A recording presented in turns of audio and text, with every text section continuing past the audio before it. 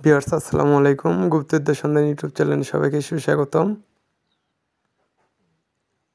তো আজকে আপনাদের মাঝে যে তদবিরটি নিয়ে উপস্থিত হলাম এটা হলো অবাধ্য স্ত্রী পুত্রকে নিজের বাধ্য অনুগত করা।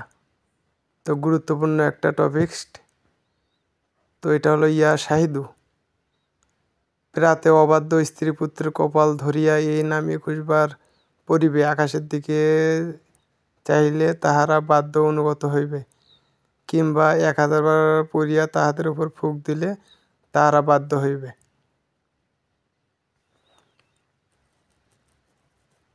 এইগুলো হলো অরিজিনাল গুরুবিদ্যা।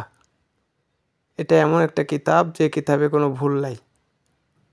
তো আপনারা নির্দ্বিধায় কাজ করতে পারেন। আপনাদেরকে সহজ বিদ্যা দিয়ে আমি।